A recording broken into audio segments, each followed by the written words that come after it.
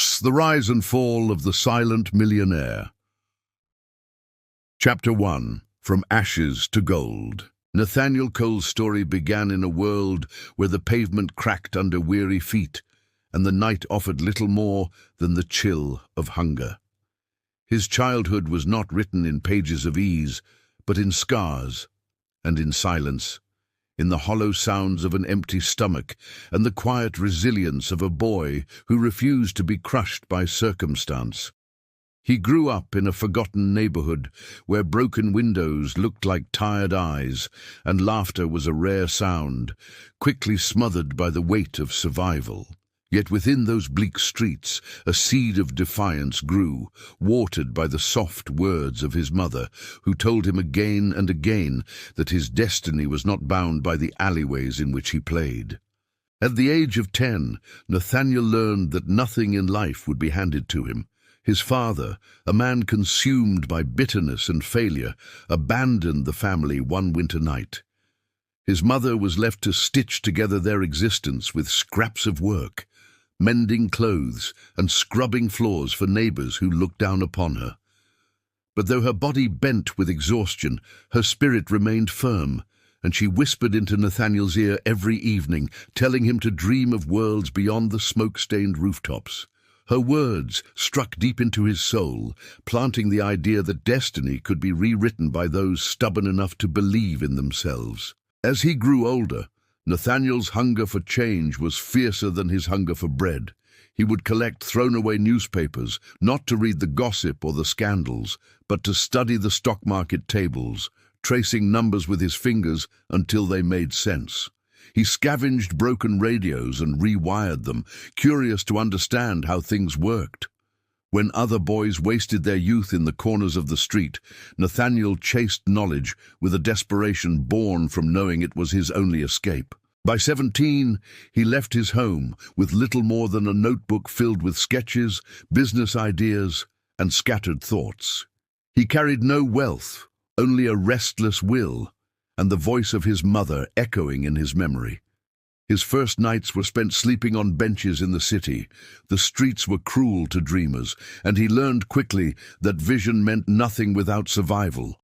He washed dishes in restaurants where no one cared to know his name, carried bricks in construction sites until his shoulders bled, and sold newspapers at dawn with eyes swollen from lack of sleep.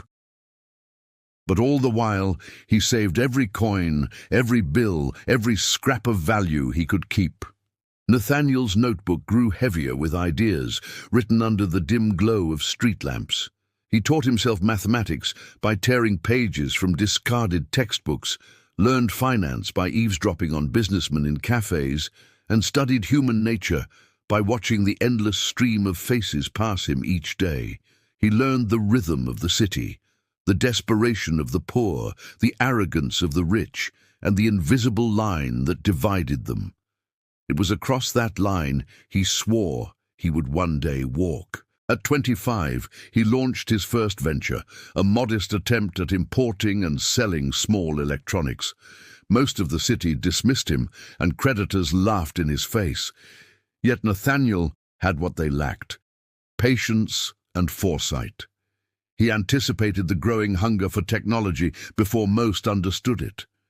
He spent sleepless nights convincing suppliers to trust him, offering collateral he barely owned. But his determination was unshakable.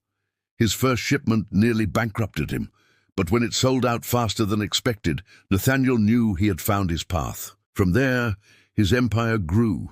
By 30, he was a name whispered in business circles, a symbol of grit. His company expanded across borders, driven not by privilege, but by sheer vision. Where others hesitated, Nathaniel charged forward, investing in ideas that seemed absurd to traditionalists: digital platforms, renewable energy, global logistics. Every risk was a battlefield, every failure a scar, but he rose stronger each time. By 35, Nathaniel Cole was no longer the boy who had starved. He had become a millionaire, a man who commanded glass towers and whose signature was worth fortunes. Yet with every step upward, something within him began to hollow. He no longer had time to visit his mother's grave. He no longer lingered in conversations with old friends. The higher he climbed, the thinner the air became, and the lonelier the summit felt. But the world did not see the loneliness.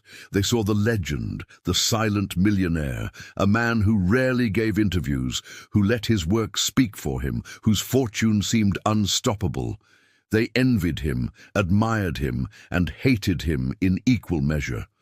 What they did not know was that in the silence of his vast estate, Nathaniel would sometimes sit in darkness, staring at the walls, haunted by the boy he once was.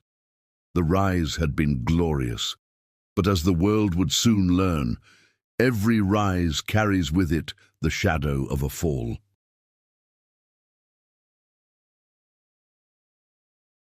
Chapter 2. The Weight of Emptiness. The empire of Nathaniel Cole shone like a beacon in the city skyline, its towers piercing the heavens, its logo stamped on products that traveled the globe. His face, though rarely seen, carried a mystique that only magnified his legend. Yet inside, Nathaniel was a man unraveling.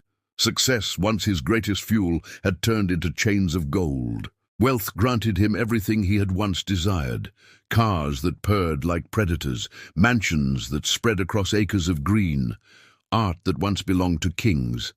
But with every acquisition, a strange emptiness grew. At dinners in glittering halls, he found himself surrounded by strangers whose laughter rang hollow, whose admiration was purchased by his fortune. He longed for sincerity, for a voice that spoke to him without expectation. But those voices had faded long ago, lost in the noise of his empire. He would wake at dawn, not to greet the day with joy, but to battle the endless storm of obligations. His desk overflowed with documents, contracts, and proposals, each one a thread binding him tighter to the machine he had built. He no longer owned his company, it owned him. His heart ached with the realization that while he had conquered markets, he had been conquered by his own ambition. The turning point came on a night when the sky itself seemed to mourn. A violent storm battered his estate, the thunder shaking the walls, lightning illuminating the emptiness of his halls. Nathaniel stood by the window, watching rain streak down the glass like tears.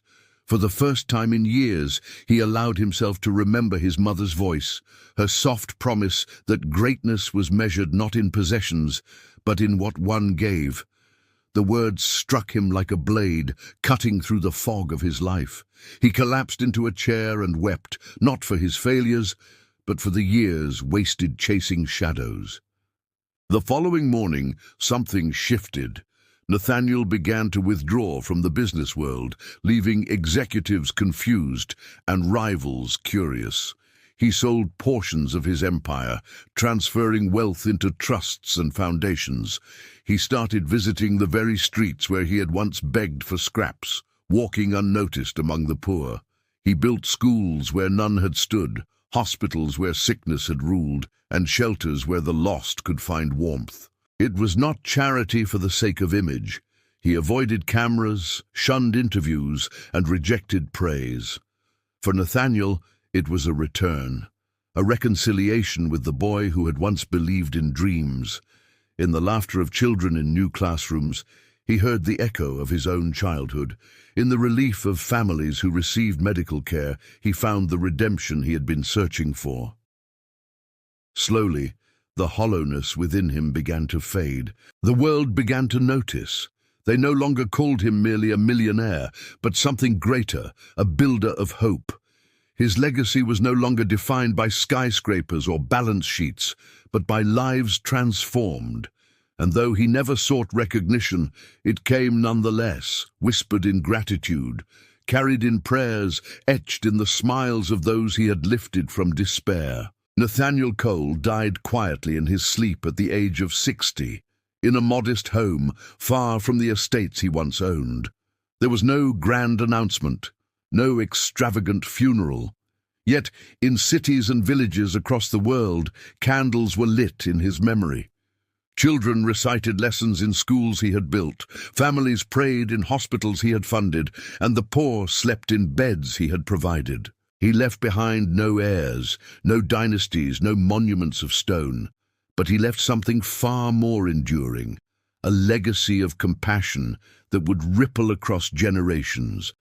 The boy who had once starved in the alleys had risen to unimaginable wealth, only to discover that true riches were never in gold or power, but in the act of giving.